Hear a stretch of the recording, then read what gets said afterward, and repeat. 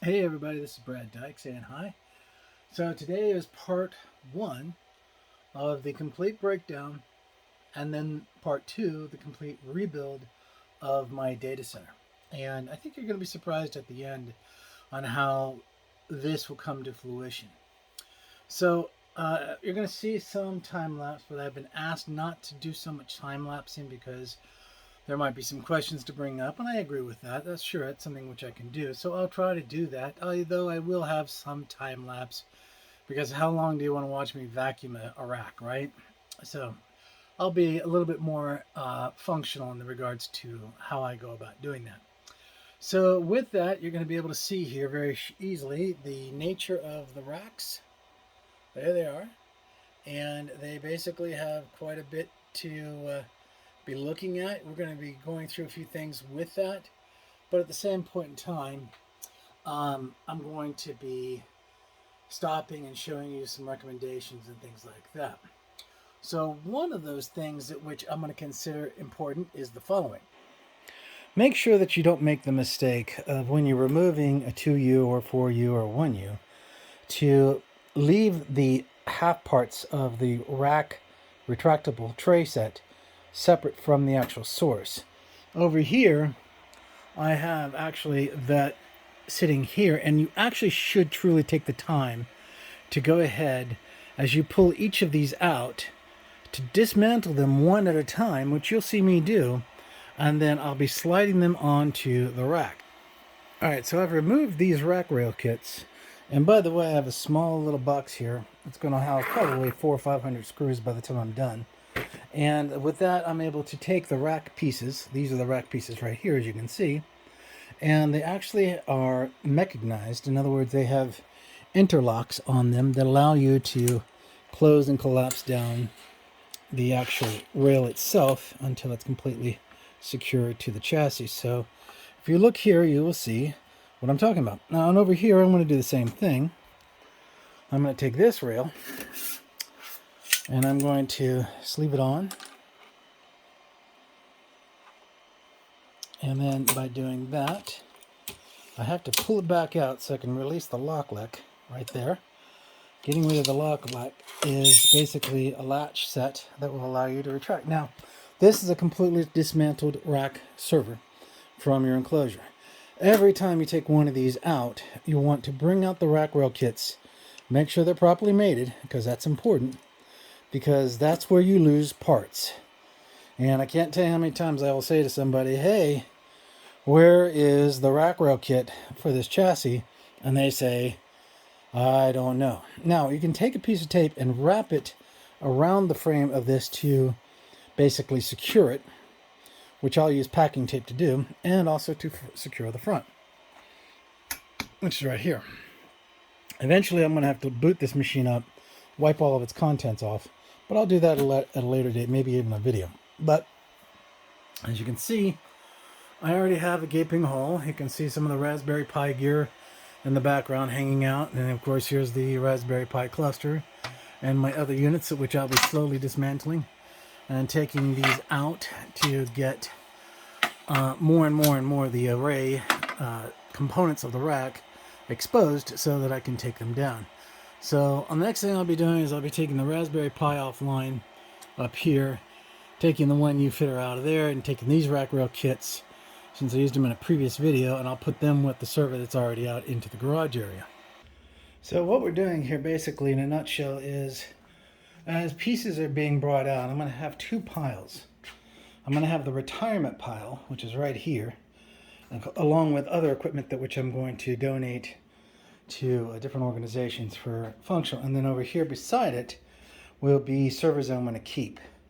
So I have an open area garage to be able to meet that requirement, as I'm going to be walking these parts and pieces out of here and into the garage for keep. So just to kind of give you a precursor before I set us up for some time slicing, I'm going to time slice the removal of this gear here, and I will try to let you know when I'm going to time slice and when I'm not, because there's only one of me here, so handling the camera and handling the work have to be shared hand in hand.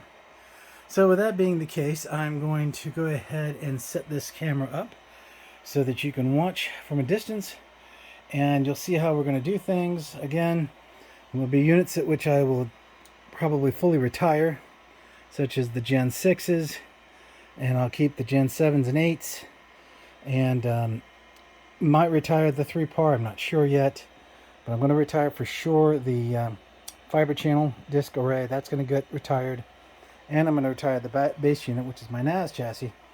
That's going to be painful, but it's got to happen. That way I can build up my new TrueNAS machine right here. So with that being said, there's a lot of work that has to go into all of this hardware to de-vet the disks, clean off information, wipe stuff off before I can hand them off to like a school that can use them for training or something like that. So stand by here as I get you ready. Okay, so now we're going to begin the time slice process. We'll start out with the first few minutes, like 4, 5, 6 minutes of me beginning the work on what I'm doing here, and that's basically starting from the top down, dismantling gear, transporting it out of the area first. Sort your gear and everything you're going to work with later. You don't want to be in a situation where you basically get stuck, and next thing you know, 3 or 4 hours have gone by and you've only gotten halfway through the rack. First things first, take each piece out complete, including its rack rail kit, get it out, stow it in its proper home, plan later to come back and vet that equipment so that you know that it's clean, it can be donated without any risk to your personal usage or anything like that. And at that point stage, you can bring that equipment back in and prep it for future work. Now, as I begin, I'm going to go over the fact that what you see here is I have a Raspberry Pi corner up there on the top, which is a cluster state environment. I have over here an Ubuntu cluster pair of 2 systems, which are old Dell chassis. Thinking about retiring them. Haven't quite decided yet. They just do basic things and functionalities and upkeep and things like that.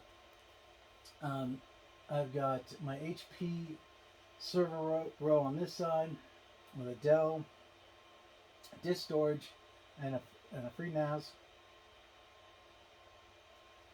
Over on this side, I've got the Ubuntu cluster infrastructure, which is all my 10 gig and 1 gig switches.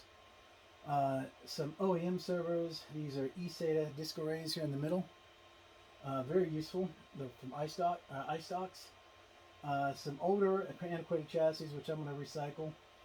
Some additional platforms, more disk arrays, some newer Dell servers, some older Dell servers which will be retired, and that's going to be my focus tonight. Part 2 will be once I know what I'm going to put back into the racks, I'll put them in. I'll probably balance them between the racks, and it won't be as much gear in these 2 racks as they were before. That's all right. That means I got to go find new stuff to put in it, right? So enjoy what you see, and if you hear me talking, hopefully I'm loud enough.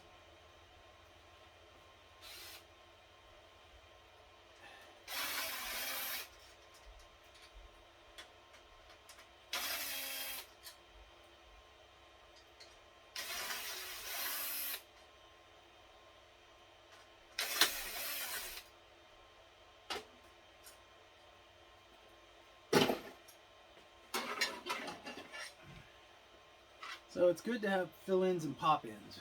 Fill-ins are actually put in via by bushing square style 1U, 2U, 4U, 6U, 8U plates. But the push-ins are basically done by pressure. They hold themselves in place, and they're very easy to remove. So that's great for what we call launch points. Launch points are where you can stick a server in real fast or pull a server out real fast. When you don't have anything in there, put in a basically a push-in, and it will close up the airflow gap area, allowing the air to go through the right things, and that's the front of your servers.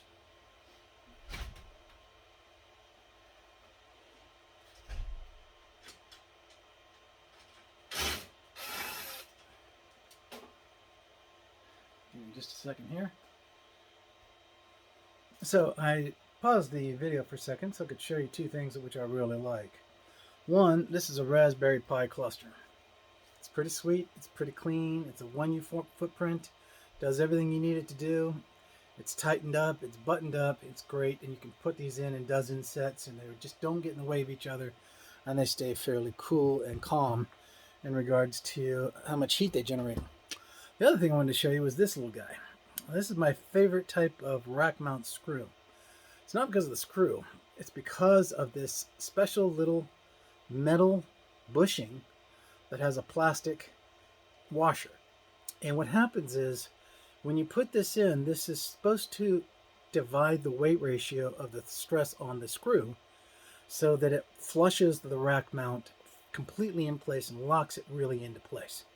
So these are my favorite screws. I just don't have enough of them, so I have to fall back to the traditional black style rack mount.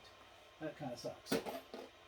But I use them when I get them, and when I get them, I use them. So the next thing I'm going to have to do is I'm going to have to stop for a second and take the time and remove all the infrastructure of the Raspberry Pi cluster out of here, because this particular deployment I did was face mount deployment. That means in your rack, when you're deploying, you have all of your interfaces on the front of the rack. Some racks will have interfaces at the top and the back, and the servers are in the front.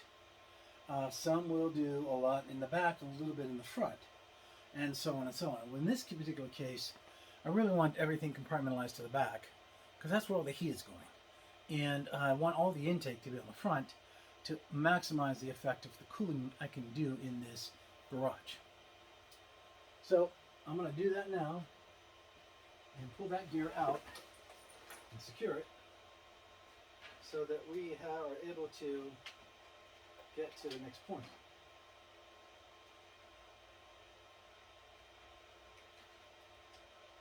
Now, another very important detail about Raspberry Pis is you again want to make sure as you take them off, you make sure you take the adapters off with them one at a time. The reason why is because a power adapter feed for a Raspberry Pi 4 is different than a power adapter feed for a Raspberry Pi 3, and so on and so on. So by making sure that you secure all the proper cabling for each make and model means you won't mix up your power supplies. And trust me, it is a pain in the butt when the interface is the same, but the standard is not. So that being said, have to make sure that we have that set up. Also, because this is my son's project, he has his own specialized secondary Pis, which are also Raspberry Pi 4s, and they have special power supplies and so on. So again, it's always worthwhile to make sure that the power adapter for the Pi is wrapped around the Pi so it won't get confused with anything else. Now that just leaves now the network switching and the generic adapters for the Raspberry Pis, the 3s. So that will be my next task, to disassociate and disconnect the network switch, which is a simple Netgear switch, and it's a 1 gigger, very easy to work with. Again, I've left the power supply behind, so I need to go back and release the power supply so I can take it off and get it back with the Netgear switch so it is not lost. Not really there. It had come out, so it was going to get lost.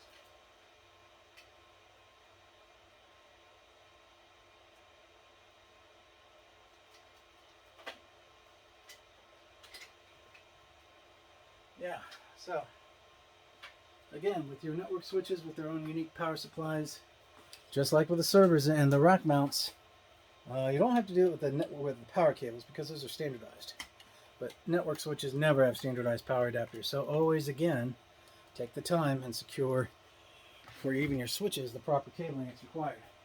My Via class switch is actually a Nortel switch. If anyone of you have been around long enough to know what a Nortel is, it is a really capable and functional switch. It still works too, by the way. And it had very specialized power cables, so I had to make the power cables from a standard power output cable so that they would fit correctly, because they wanted to go proprietary, so it's only their hardware buying, and so on and so on. When it comes to basic network cables, power cables, and so on, KVM and so on, make sure you just set a pile off to the side for that. You'll have to go through that later. Unzip it all and re-zip it and secure it for your requirements.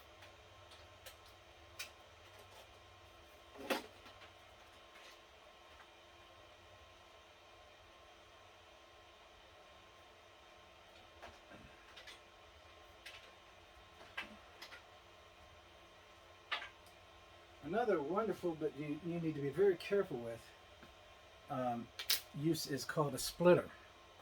And this has basically a 110 plug up to 2 female plug outs.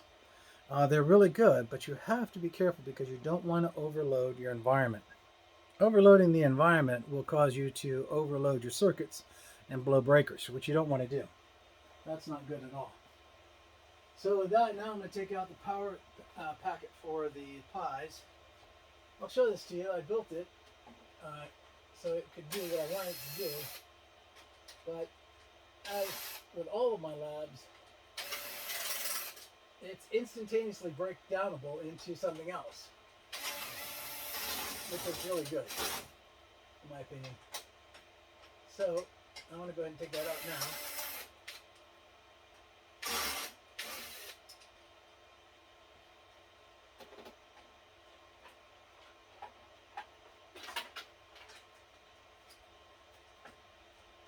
Okay, so dummy me used one too many zip ties, I think.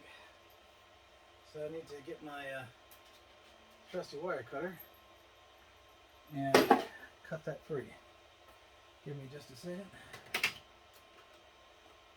I should have had one of these out already, and I apologize I did not. It's absolutely a recommended tool to have when you're doing this kind of work because you're going to need it, you know? And zip ties are awesome, and zip ties are a pain in the butt, all at the same time. But here it is. I'm bringing it out now. This is a homemade style Raspberry Pi power supply strip designed to support up to 6 Raspberry Pis. It is mounted to a 1U plate, aluminum, and grounded. And I can put it anywhere with this gigantic, huge power strip, which I have. But it is going to stay with the Raspberry Pis because something I've learned about the Pis that have been a real pain in the butt is that they are a real pain in the butt. They tend to go south on you pretty quickly. And they're very sensitive for power supplies, that I've learned. So I really do everything I can not to allow the situation to get out of hand in regards to caring for the power supplies as I'm trying to get things done. That way I don't accidentally, fry them. Nobody likes to do that, right? Okay, so now what I'm doing is I'm in the process of freeing up more of the cabling back here. I'm also deassociating KVM switches and plugging those. Now the cables you just drop down to the floor. And that's okay, you can do that. Allow them to drop to the floor for now, and then you take stock of them when you're going to clean the base of your rack. So, hopefully you guys are hearing me on this. The base of the rack is both a good and a bad thing. It's your catch-all can-all, and yes, you're going to have to break out your shop vac. But the key detail here is that when you're dealing with your rack and you're taking it from the top down, all your stuff will just kind of slowly move down to the bottom of the floor until you just have a pile you've got to sort through. And that's okay, because power cables and network cables and things like that are easy to sort through. Only the proprietary stuff like SAS cabling and so on is important for you to make sure that you correctly lock it into place and have it the way you need it.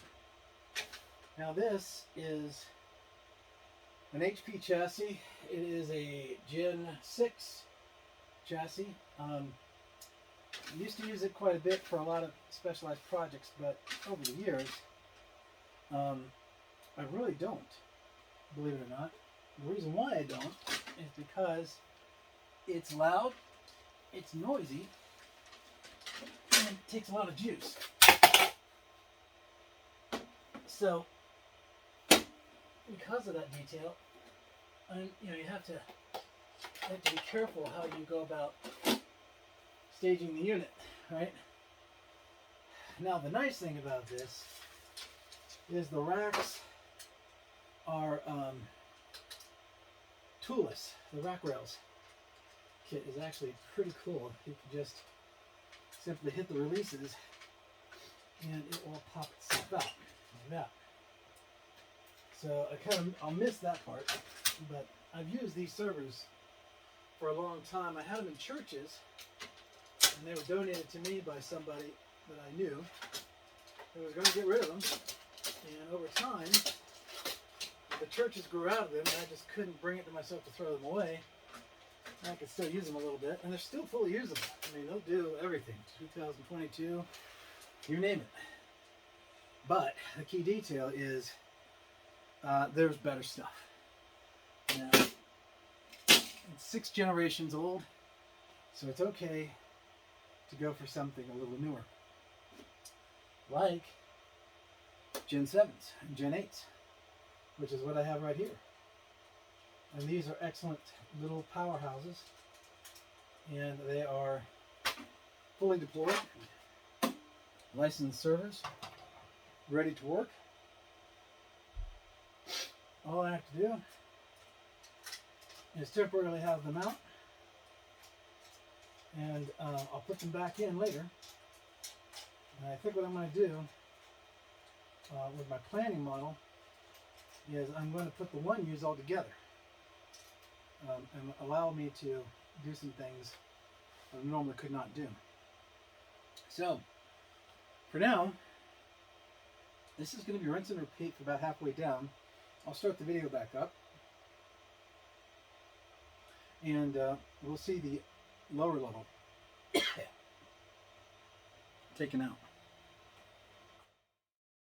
Okay, so at this stage, all of the initial HP platforms, the Raspberry Pis and so on, 1/4 of the data center has been taken apart. Now we're going into storage arrays, or high disk arrays. Those are servers that have a lot of disks in them. And this teardown process is different because unlike normal servers, we have a KVM cabling or your IMCS or your remote management interface, whatever we're using. This environment actually dictates quite a different involvement of what we call data bridge cables, known as SAS cables, mini SAS, also fiber channel, and a variety of other different types of interfaces that are connecting the channels of the storage disks to their actual controllers inside their servers. So as we're going to take that apart, we're going to have to be a lot more careful now, both in the back and on the front, on how we dismantle these arrays, because they're fragile. So with that being said, now I'm going to continue. Enjoy the video.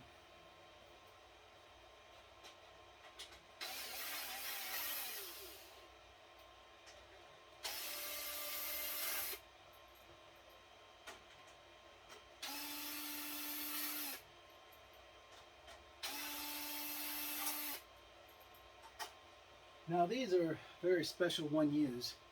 They're fully perforated. I use them around disk arrays because disk arrays generate a lot more heat than servers directly do, because obviously the spinning or the SSD involvement. So being able to conduit air on the top and on the bottom of each of the arrays in an environment like this where I don't have dedicated HVAC is a way to effectively keep things cool. You got to work with what you got with, right? So the first disk array I have is actually a server, but it contains 12 disks on board to accomplish its function. Now, this particular chassis won't have the issue of being staged because we have no external cable feeds directly for it.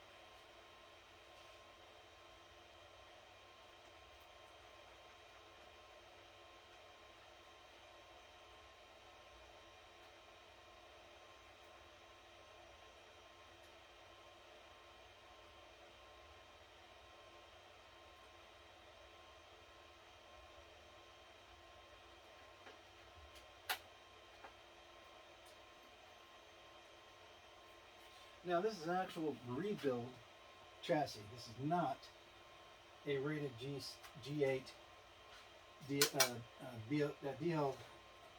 380, DL 380.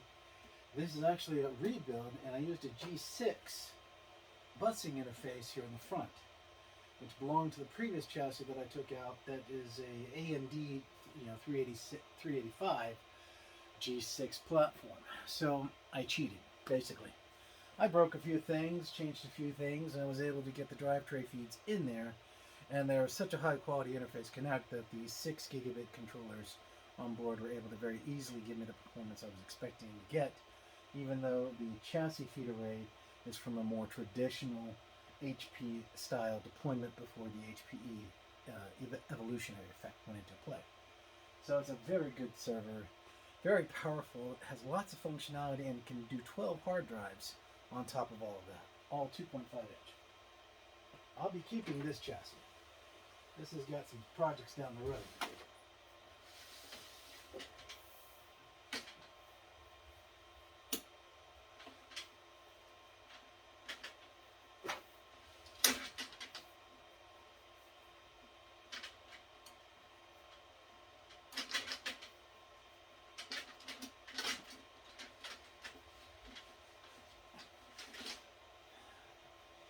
Now, I'll put this over here for now.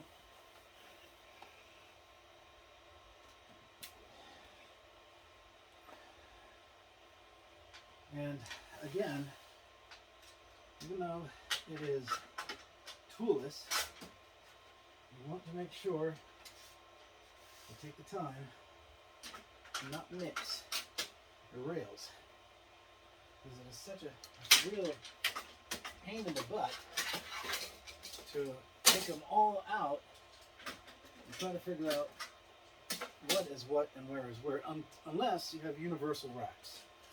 Universal racks are not racks at all. They are actually shelves. Universal shelves is the better term for them.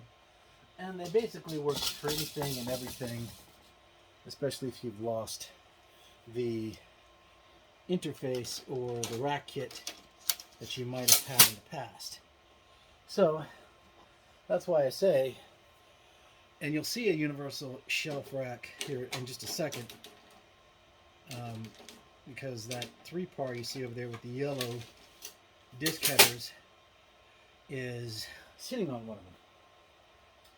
So this is a disc array, and it has very specialized cabling to hook it up, and it also is sitting independent, which means it does not have its original manufacturer rack kit. It has instead just the chassis itself. So I had to get a universal rack kit to be able to house this unit. So unlike the others, I'm contemplating retiring this unit because 3-pars are a little quirky. They're not quite as open-ended as the NetApp chassis and other disk arrays that are out there. But at the same point in time, why not? It was no longer being used. I chose to try to put it to use, right? So there's nothing really technically wrong with it. It's just a SAS chassis. But it does have some quirks with it when it comes to working with the actual footprint of the way that we have, how would you say, controller interfaces in regards to how they're going to go back and forth. They can get really particular about what we call single busing, dual pathing, and secondary dual pathing. They are basically really quirky kind of configurations because they don't want to do anything but HP equipment, which is fine. There's nothing wrong with that. But if you modify it a little bit, you can actually put an LSI on there, an HP Dell or a Dell controller on there, and other variations. So this is what I was looking for. Yes, it's tried and it's true. It's short as can be, and very easy to work with. Got a standard on one side and a Phillip on the other. Put that in there and it lets you get into those little super tight spots that your drills can't get to. And then I'll show you the universal rack shelf mount so you can begin to understand how that one particularly works. So, the other key thing about universal rack shelves is they're not truly universal. That's the funny part. They actually scrape and scratch because they have to sit on the inseam of the rack. Unlike rails, true rails, they have a bend. And this is what they look like. There's one on each side.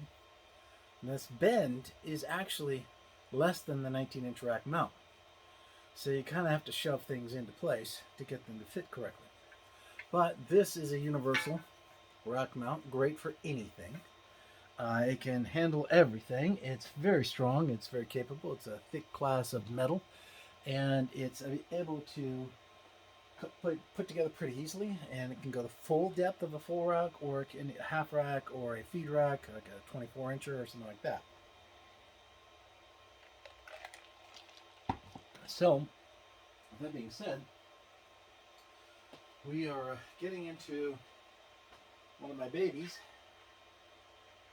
These are one of 3 servers in my chassis that are absolutely the hub of my lab because they are a perfect match fit to the nature of an enterprise data center. And the enterprise data center basically is comprised of much more than a single task of one chassis. It comprises of 3, 4, 5 systems, servers, VMs, what do you want to call them. A couple of services like web and storage services and things like that. And it also has the ability to be scalable. In other words, you can build a domain controller model out there that's going to have a single sign-on application that supports a version of HANA. I usually pick on HANA because HANA is such a pain in the butt to deploy. But it's also a very good platform too. It's just somewhat annoying to bring it into operations. With that being said, you can take your environment, make them into quite a bit, and then be able to flip the configuration, retire those instances through VM instances or whatever, like Proxmox or something like that.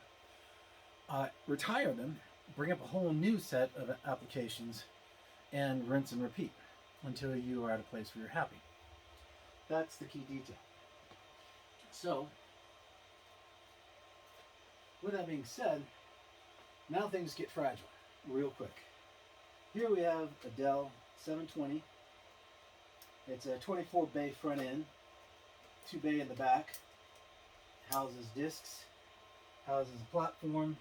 It has storage controllers in it, and it interfaces with storage arrays. And it is very, very, very delicate. And it is not actually going to want to come out very easily. So give me just a second here.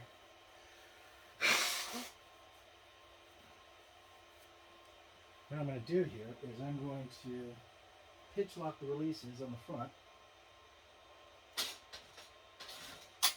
Okay, it let go. So that's a good sign. Now, we will go ahead and, oops, that didn't sound good.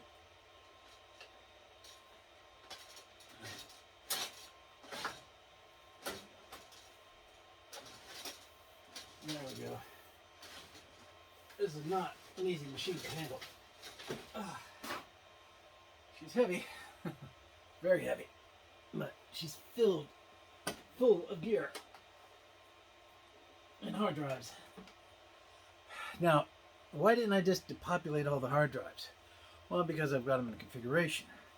Don't want to run the risk of knocking them out of sequence, because that does cause quite a problem on the bus when you don't have them in the proper sequences they were set for the controller. Now, here we have a DS, a NetApp DS 2246. This is a storage array. And I'm going to show you why you have to be very careful with these arrays. Now I have to clear the upper section first and get this gear out before we can take the lower gear out.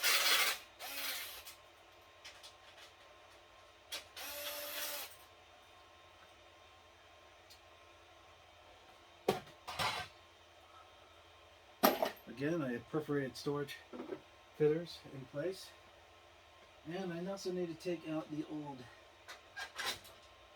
shelving for my DX, which is again toolless, which is very nice. Just lift the levers out, comes right out.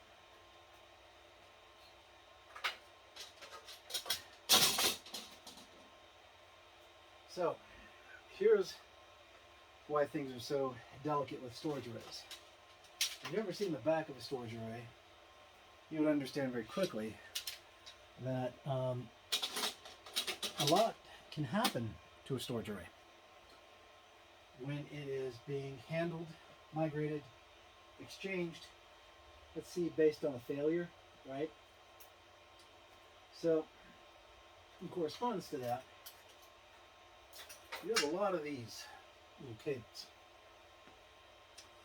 These are SAS to mini SAS.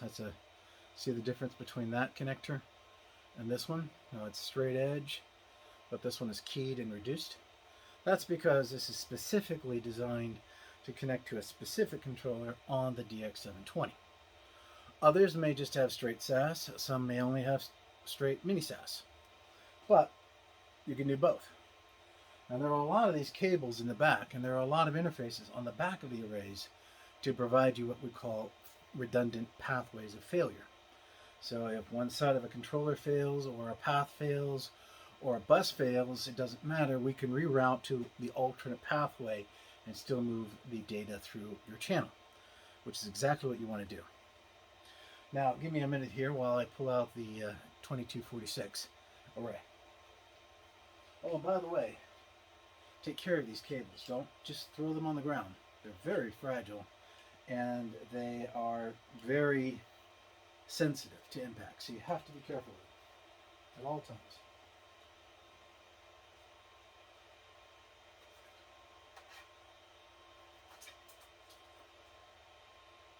So here I have the disk arrays in sequence, and it's also on a universal mount as well. So the only thing I have to worry about principally is just making sure that my release locks are off. Nice thing about universals is you can put a security screw in just to keep things locked in place. Did you know that hard drives don't like sound? Seriously, they don't. They basically are recording devices, right? And they use magnetic fields, grant you, to write. But the principle of magnetism and the response of audio are very similar to each other. So therefore, you have a issue there. And that is, if you were to do a performance matrix check on your hard drives and you scream at your hard drives, you will actually, I would say, to me, it looks like the hard drives are trying to record the sound. But there'll be a fluctuation in the performance of the disks.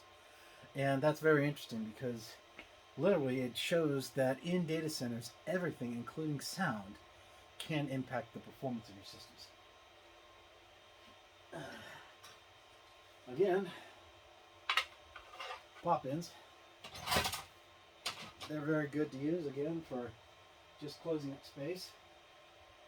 And this piece of hardware is a real pain in the butt. This is a fiber channel disk array.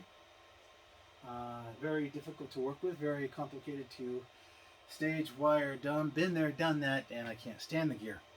But I had to have it just to be able to show that value between the SAS world, the fiber channel disc world, and that's not to be confused with fiber channel networks, not the same thing, and so on and so on. Now I'm going to take a minute here for a second, pause, and move this gear into their proper piles so I know what I'm going to keep and I know what I'm going to donate. Be right back. Now here you're going to see principally this rack is done, and as you can see, this is a true 42U design rack, and all the way down to the bottom, which is my last unit, the NAS array, is the only thing left, plus all the SAS cabling I've got to clean up in the back. But principally this rack is done, and because it's done, I'm going to be looking at doing the second chassis, which is going to be this one you see here now in view next to the HVAC unit. I'll remove the two systems up on the top and do a couple of preliminary things before I get below any farther. And I'm also going to be pulling out the bottom at the beginning because there's some things which need to be addressed down there as well. So what you'll see basically is me moving fairly quickly through that part of the process to get it prepped for the core. And the core in this rack is this unit here and its disc array below. Have to be very careful about how I handle with that equipment because that stuff is super sensitive, and I don't want to impact it because it has all my data on it. Now I have done a backup. Truly the most important stuff I need has been addressed, but obviously still I don't want to lose my bandwidth storage wise because I messed up a cable or something like that, and therefore I have to go through a recovery process. Too old of a veteran to let that happen, as a few of my friends would say, but it can happen, and I've done a few videos on that kind of failure.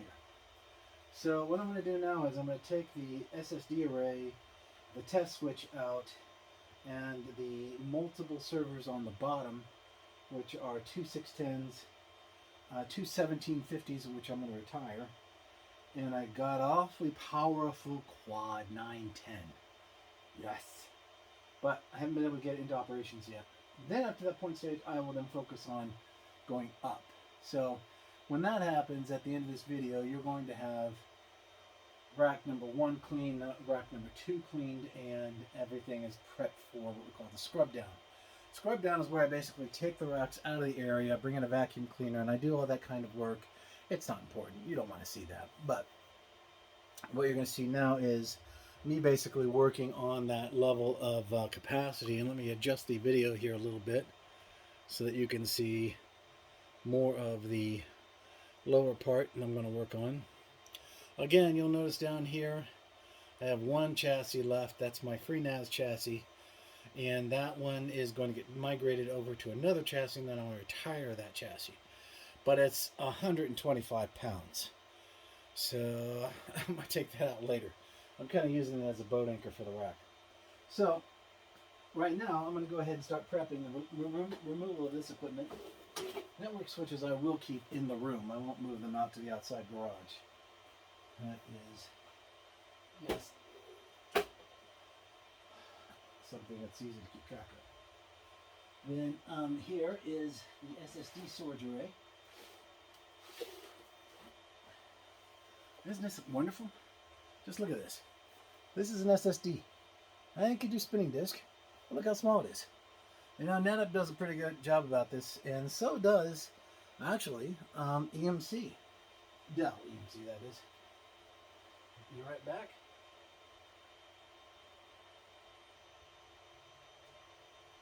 Okay. Now I've got these servers sitting on universal racks because we weren't able to get the original manufacturer sliding racks, rail kits. So the good news about that is it's going to be very easy to decommission them from the interface, but I do have to disconnect them first. So let me go ahead and do that now. I'm going to disconnect everything.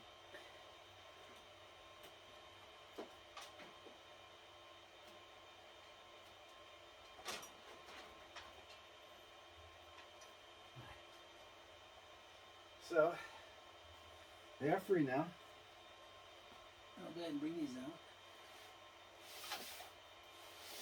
These 610s are the workhorse of today.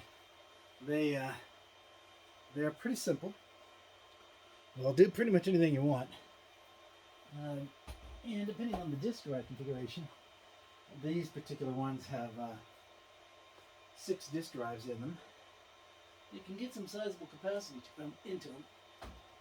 If it might cost you a little bit more money, but very good test, starter servers. Excellent ones. As a matter of fact, you get 3 of these and you're set for most of the work you can do. Between Virtualizing 1 or 2 of them and using the other one as your dedicated services, that is very feasible. Now, the 1750s. No go. Those are EMT 64-bit processors, and Intel decommissioned support for the EMT 64s. So there are no operating systems, except for some old throwbacks in Linux, that will run on them. They're not compatible. Even though Intel sold them as the next greatest step in 64-bit processing, they backstepped. and these ended up being obsolete way before their time. I'm going to put these outside real fast.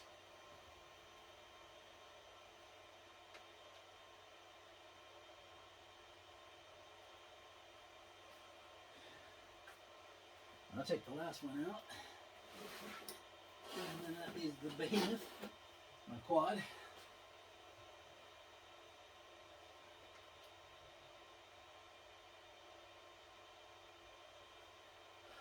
Okay, so now we have the 910 at the bottom. The 910 is a quad platform, powerful. Check out my video on it. Very nice machine, very competent, very capable and functional system. This one only has 2 processors out of the 4 processors in it. I have not decided to transition it yet, and I'm still working it. And this is a little bit of a challenge to get this one going. The really cool thing about this guy is it has handles on the sides. And that really helps a lot. Because of the weight of this thing is serious. I mean, it is not light at all. And by using the little handles here, you can actually scoot it across the floor pretty easily. But like I said, not light. No sir. Very serious machine that's going to have to be Carted out along with the NAS head on a cart that I have in the other room. You don't need to see that footage. Now, with my son's 2 610s, they're also, for him, he has an 805, which is this chassis. And it's a nice little 2U Core processor stack. You can look at the back of it here. You'll see what I mean. And this is his starter IT kit. He and I worked on together. And you've seen him in some of my videos. He's an IT guy for the local library establishment. And he is quite familiar with these chassis, so he's using them as his starter kits to do Active Directory and web services and storage and stuff like that. Okay, so what we're going to do now, and this will be a little bit of a time lapse because I'm going to disconfigure the PCs up here on the top. But let me go ahead and adjust for you now that the bottom is clear. Bring it up to the top. There you go. And so we're going to time lapse this next video with me dismantling all of this. There won't be much talking on my part, but you'll see the rest of this get demolished down. The same strategies I did in the first rack, I have to do the same in the second rack, including the SAS cable connections and so on. So when the time lapse stops, this whole part here will be gone. So here we go. Okay, so we're going to be in a time lapse now, and all this stuff will come down. Enjoy.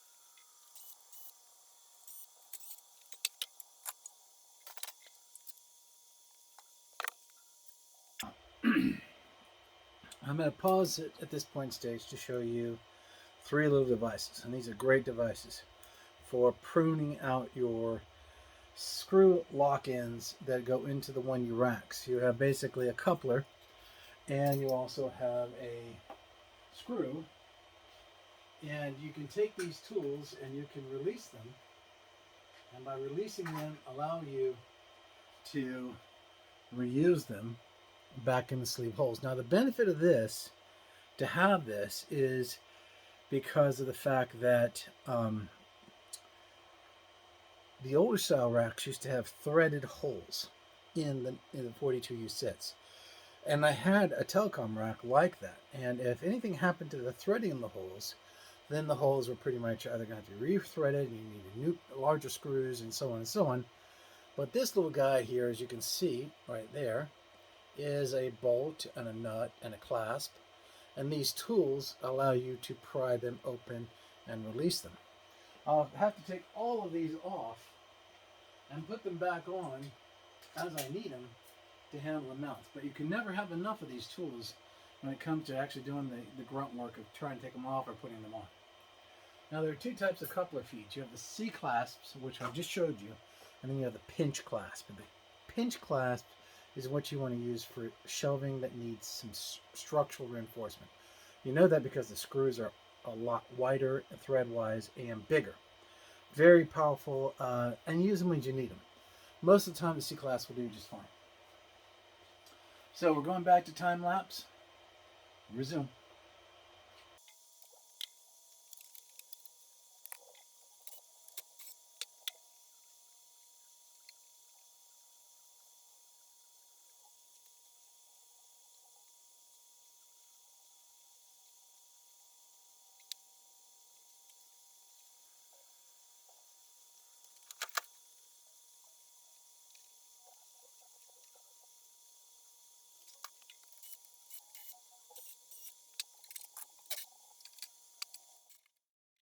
Okay, so this happens and it's a pain in the butt. This is a KVM switch. It gives you the ability of connecting many machines to a single keyboard, mouse, and monitor. Now the thing about keyboard, video, mouse, and monitor KVM switches is their interfaces on the back. And if you look very closely here, if you don't pay attention, your knobs or your nut fasteners will go missing. Now I just caught this one coming off, and this one's missing, and it's on the actual cable header itself. And that happened over here as well. So I must make sure that I put those back on and tighten them good so that they will do their job and keep that KVM cable fastened. Because as you can see, it's a big connector.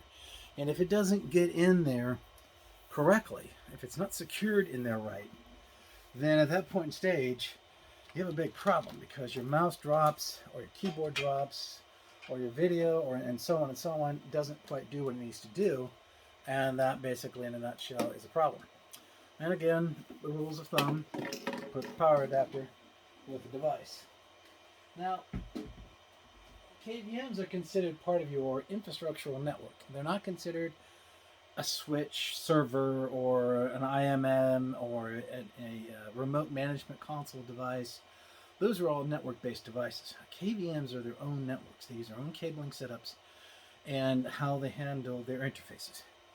Now it's time to dismantle the 10 gig infrastructure. So I have here my cable management unit here, which has a cover on it.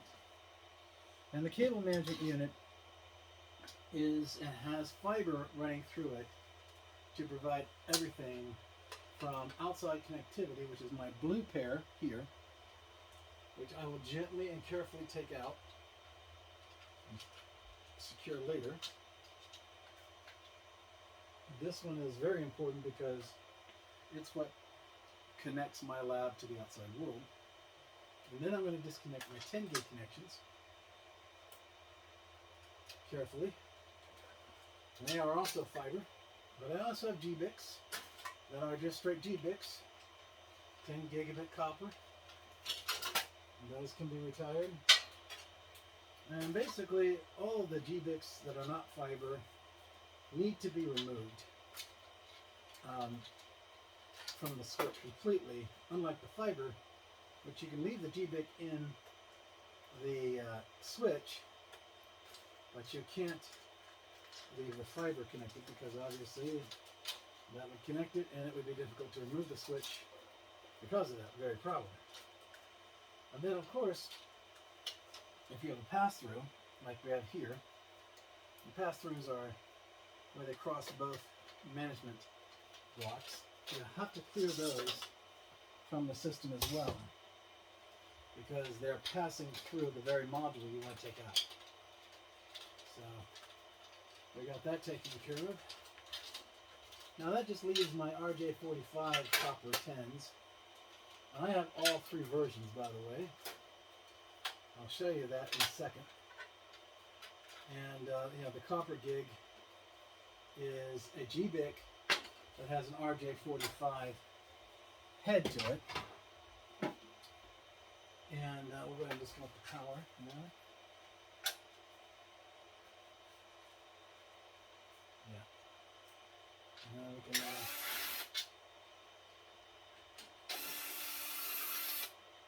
take off the cable manager.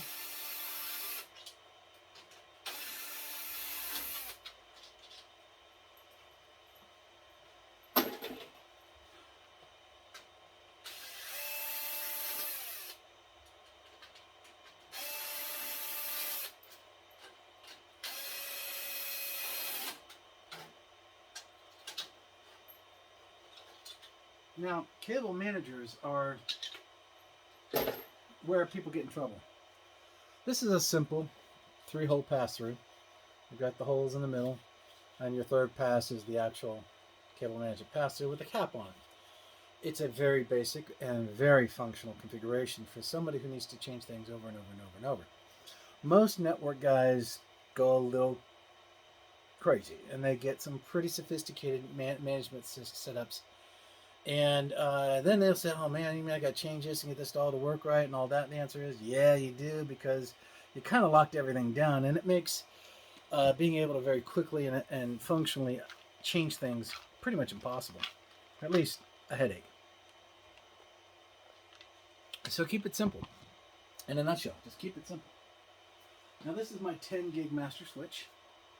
And I've got a 4 gig master switch as well. You have to be careful with these guys. You don't want them to get hurt.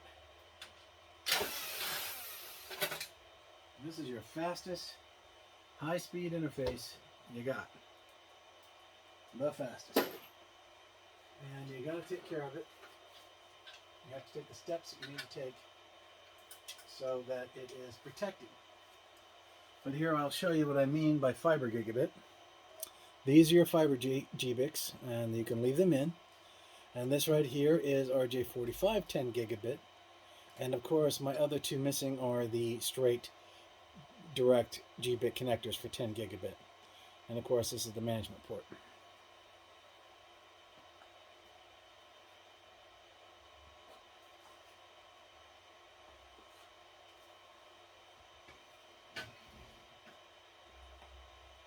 Now, got to make sure that I find the power supply and keep it with the switch.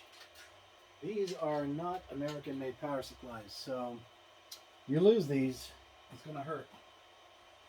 So try to do your best not to lose your power supply.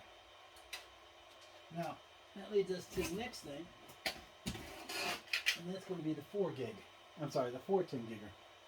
It's located in the background here under all this cabling, invisible to the world, but also in use, principally for fiber and a little bit of fiber. And it's cute. It's neat. It's functional. It's tiny, but it's pretty doggone powerful. You know, it only gives you 4 ports of 10 gig, like the management port, of course, and it's very functional in the ability to be able to do what you want to do. I got it for one major reason, because I didn't want to pay a really terrible amount of money for a 16 port 10 gig setup. 10 gigs. A 16 port switch will set you back a $2,000 easy. But with these two switches, I get basically 12 ports, and that will be more than enough for what I need to accomplish my goals.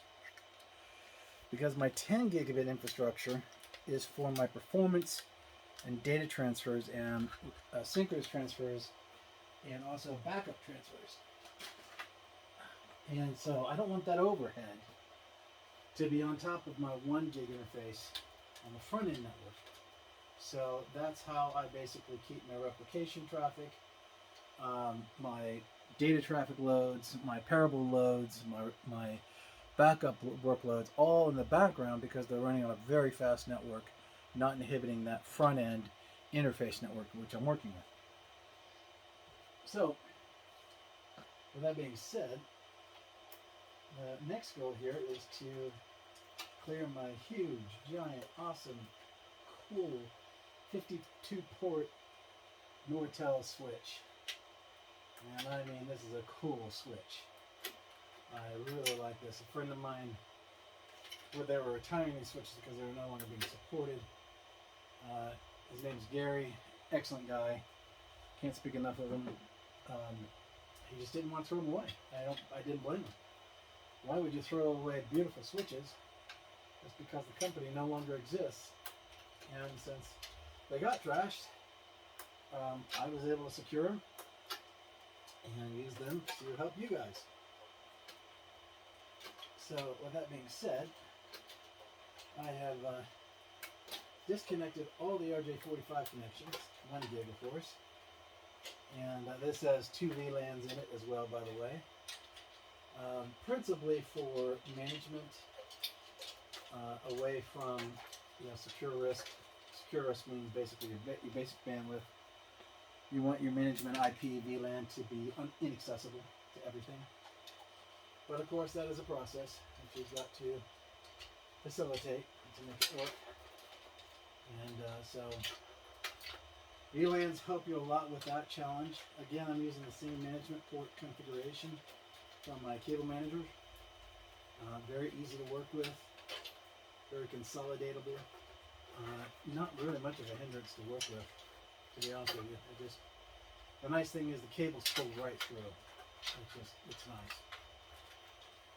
With that component being addressed, and now I'm going to have a pretty big spider mess here that I just have to continue to drape down as I go down the rack to remove more and more equipment. And then eventually I'll pull all my LAN wiring out and I'll reorganize that at a separate time so that my cabling is ready for the next model and configuration I want to do. So with that being said, let's go ahead and pull the manager out.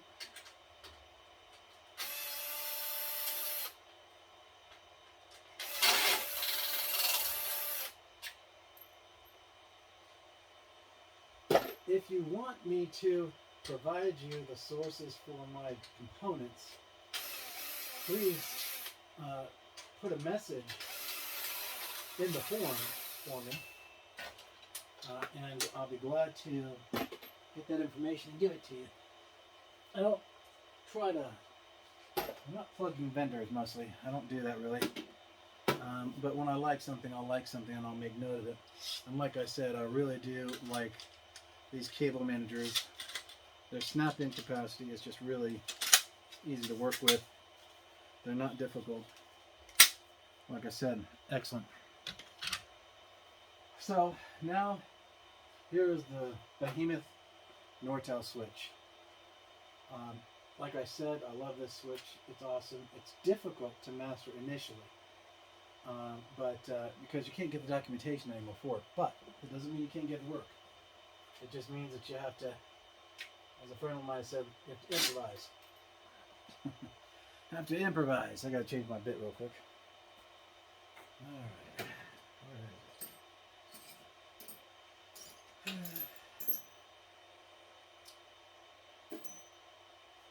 I had it here somewhere.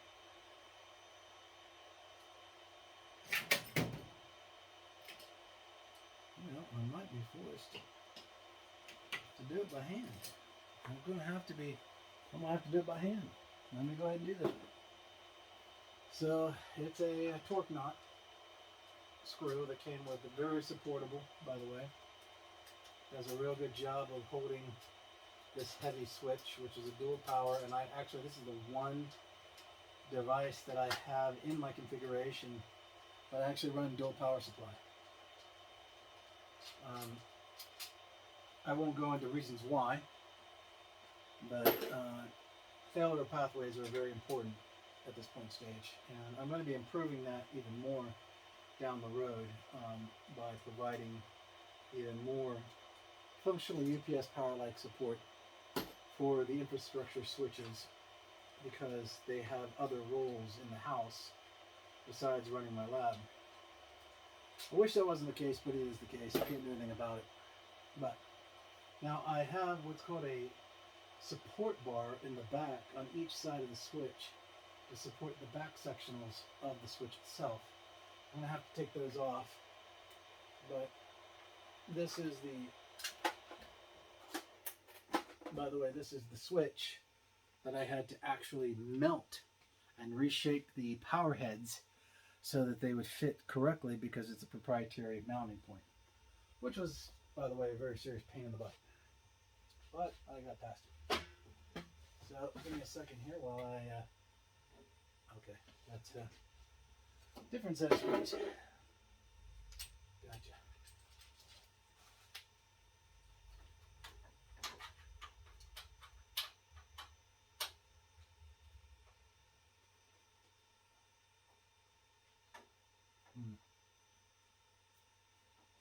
You know what, I think I can do this with a drill. Let me see.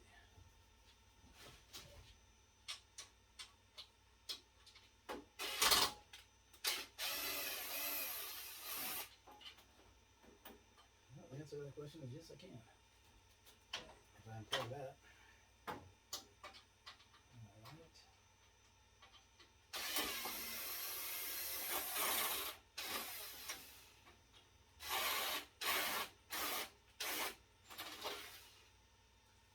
Alright. Alright.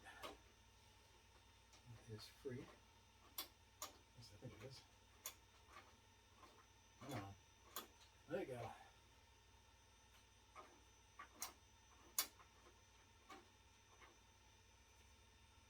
How are you doing?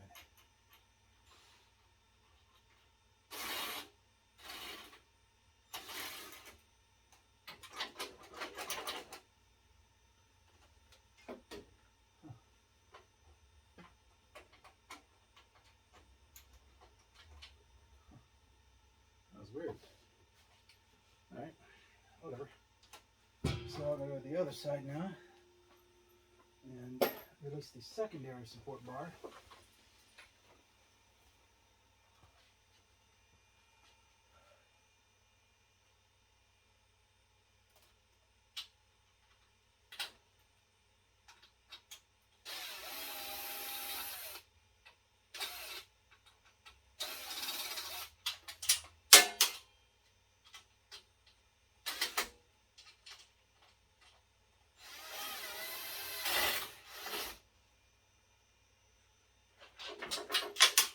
Okay, so the support main bar is out. Now I can pull the Nortel out. When I do that, all this other stuff's going to fall right down on the next server, so it shouldn't really go anywhere.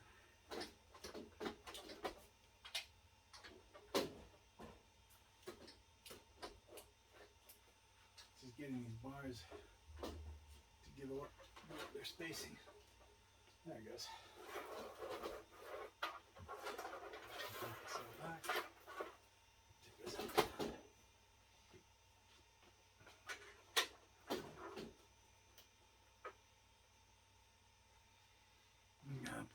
a couple of zip ties off.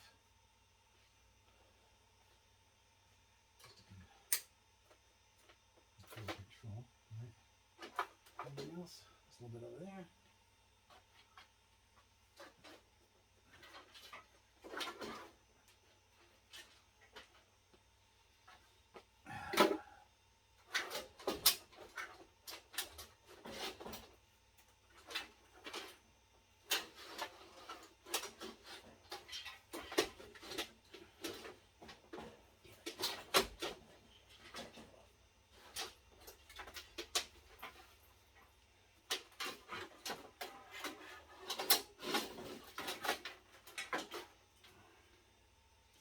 And this is the Nortel switch.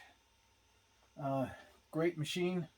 Lots and lots and lots and lots and lots of ports and fiber connections. Excellent machine. Very pleased with it. It's a little old school, but it still handles TCP6 and all the other good stuff. So I'll take it from there and test that out. But the configuration, I'm thinking I might take the support bars out completely and just use universal sets going forward because of how things changed over time in regards to the configuration. So the next thing that will be coming out will be the Avaya series server. This is a server that's an older chassis design. It's got problems, so I couldn't actually move it on to churches. That's all right. For short haul work, it seems to work pretty good, but for weird reasons, it just kind of reboots. And it still meets what I need, basically, and that is the ability to do small test feeds and stuff like that, especially fiber optic. It's great for testing fiber connections because you got to do that, just like everything else. And you know, you work with the configurations in such a format that you can use hardware to get you where you need to go. Now, it does seem to work better with Linux on it than Microsoft, so I suspect it might be a firmware conflict issue internally based on maybe some hardware starting to degrade or something like that. I don't think it's at all a problem with Microsoft. I think it's just age. But that comes with the territory. So that should be okay, right? Alright, so I'm beginning the process of draping cabling back over the heads and getting them out of the equation.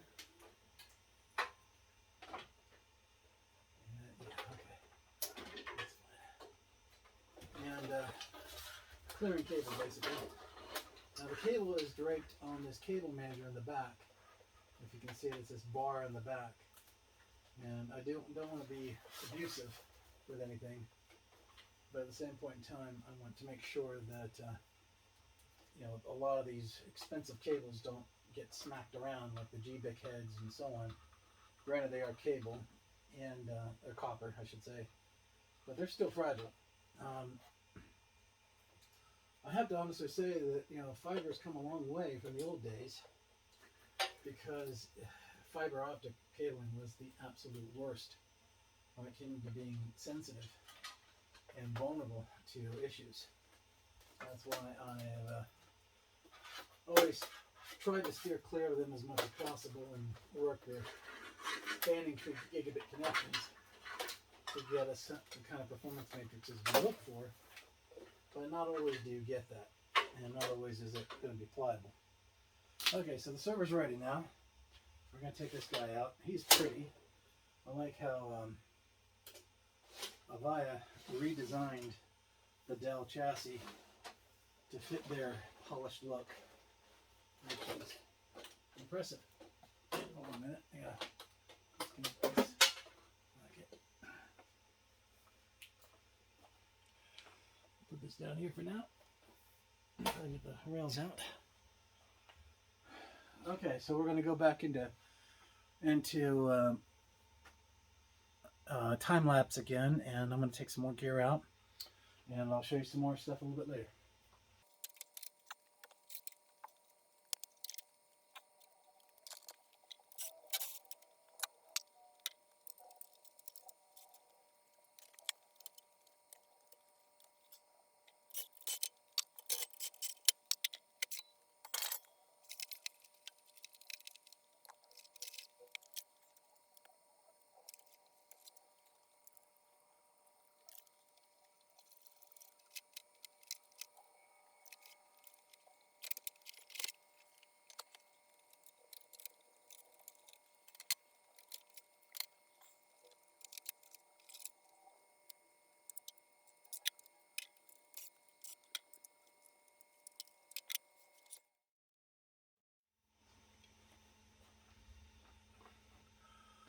Okay, so we're slowing down the time lapse.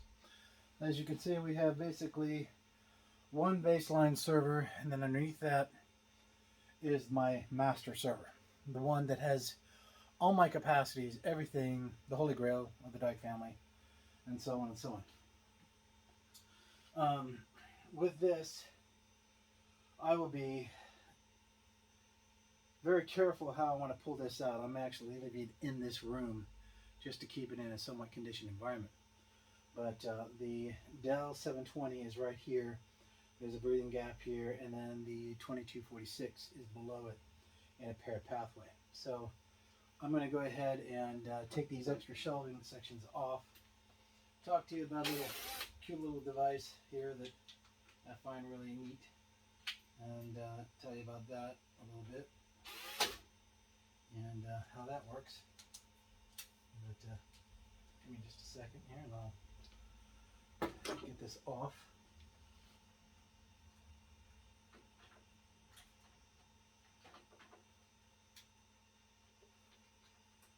Okay.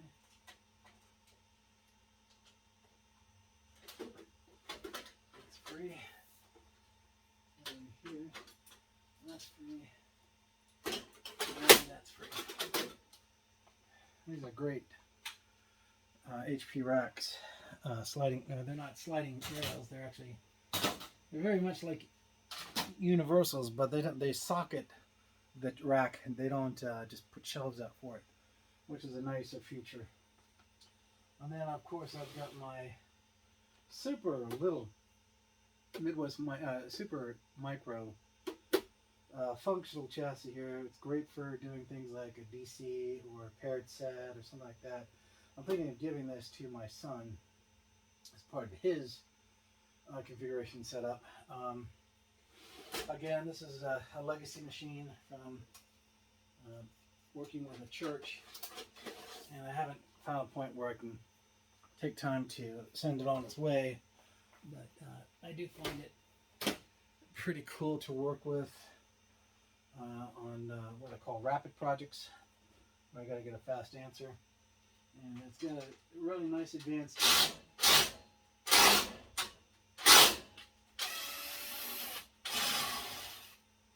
It's got a really nice advanced 6 gigabit infrastructure on the bus interface, and that's the saving grace of Super Micro. They know that they play behind the curve when it comes to not being so popular as a Super Micro, but being an OEM.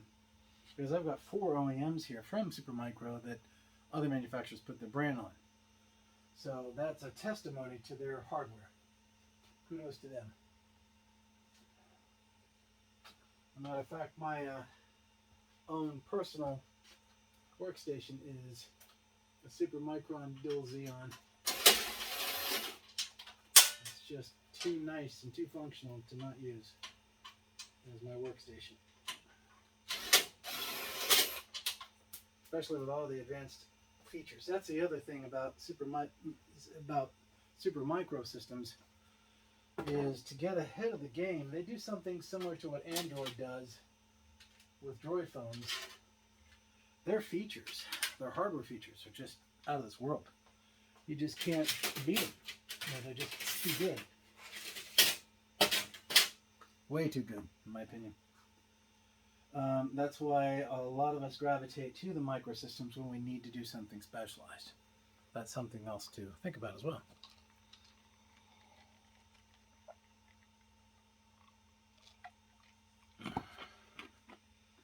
So, pardon me for my drink.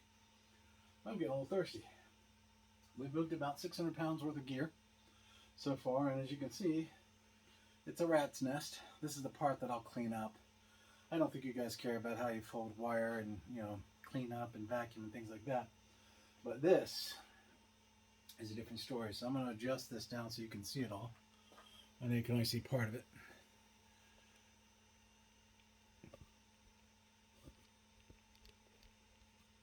Okay. Down a little farther. There we go. And yes, I still have that 3NAS chassis sitting in the other rack because I'm going to need help taking that out. It's just so heavy, So here we go again with the HP chassis that we took out. We have the straight SAS interfaces on both ends, unlike what you saw with the 2246, which we use this end, but they can't use the other end. So again, you've got to track these, and you got to take good care of them. So for now, I just put them hanging on the side so that they're not making contact with the ground and being at risk. So now what I'm going to do is I'm going to pull out the 720 to a degree, only a degree. And then I'm going to go down here and I want to make sure that everything is disconnected. Yep.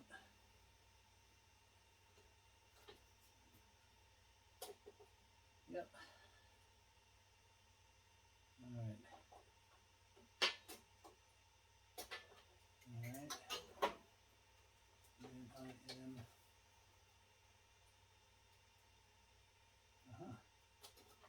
am. Yeah. So the 720 has a 10 gig GBIC in the back, but it uses copper GBIC, not copper 45 or fiber optic. It's using copper GBIC. So that was an experiment that I decided, it worked so well, and I wanted to go back to it and continue to use it in that format because I like it. All right, here's the beast. The beast is out. So I gotta put it down over here. Oh, geez, I hope that didn't do any damage. No, not like it probably did. Okay, so now what we're going to do here is we are going to expose the back end, document the back end, and that will allow us to remember how we staged the discs.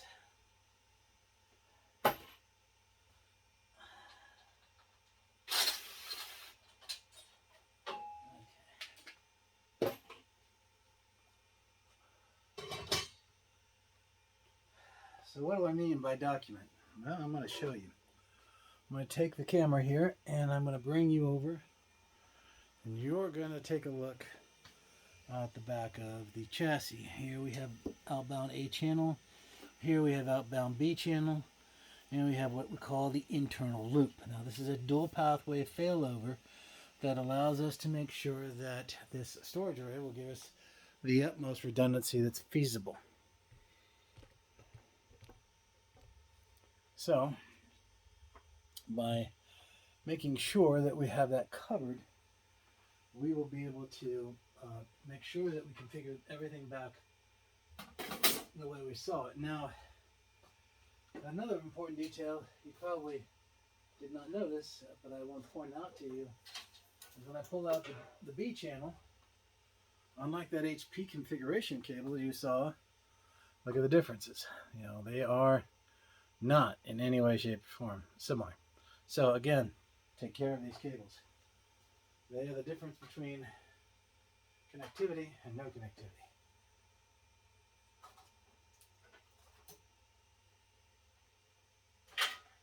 Now I take the cables off regardless. And you'll also notice that the crossover cable from the A channel to the B channel for alternate pathway is not the same as the external outbound cables that go to the actual dell. Very important detail. Again, that's why you want to document everything that you're doing here. All right.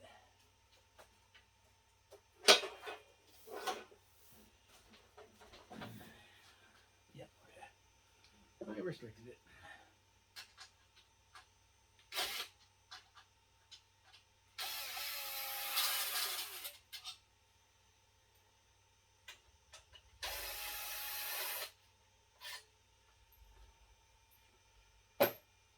Okay.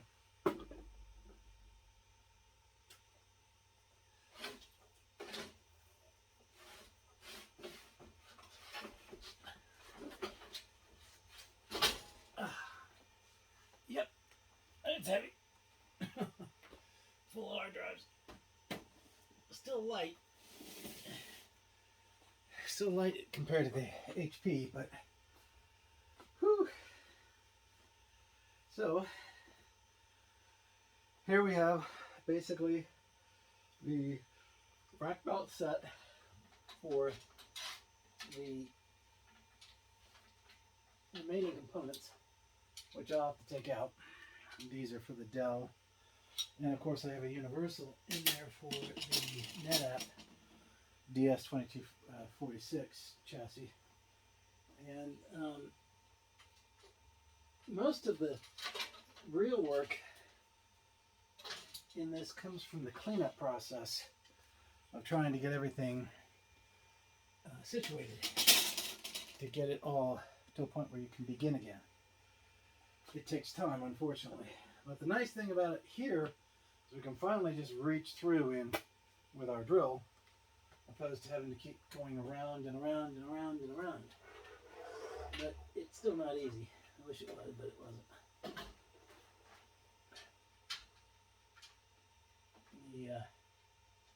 We're going to be able to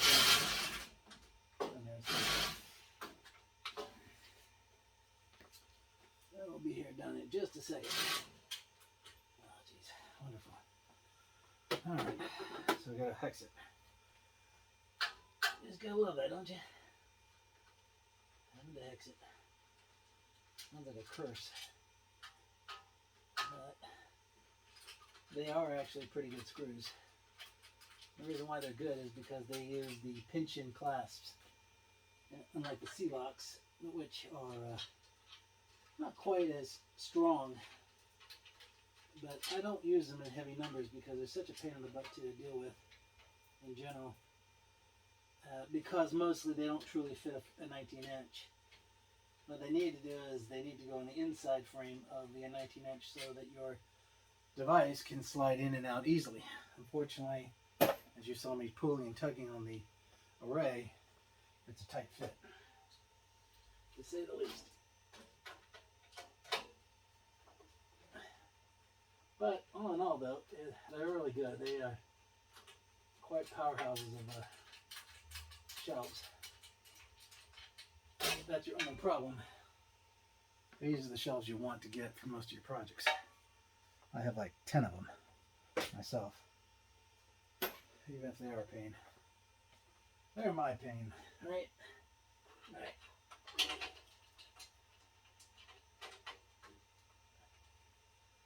Okay, so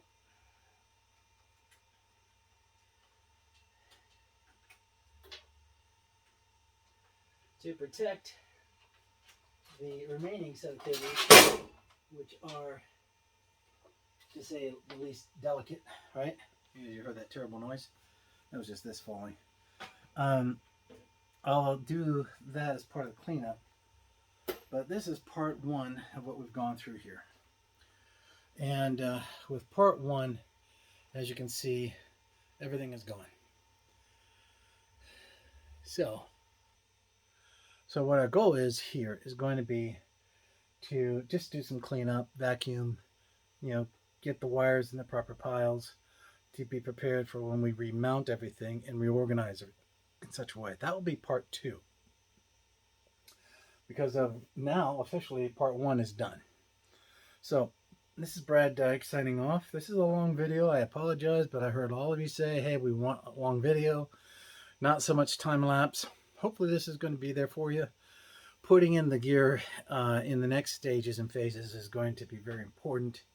And so with that being said, we'll give you a really hopefully great part two. We're not going to call this part one in the video. We're going to say the data center is gone or something like that. And then we'll say the data center is being built as a new or something like that, because I understand part one and part two don't go very well on YouTube, so I don't use it anymore. God bless. I hope you guys enjoyed the video. I hope it was enlightening. Sorry about some of the jabbering, but at the same point in time, it is true. I do go through a lot of experience when I do this kind of stuff, and it benefits you. Have a great weekend. Take care.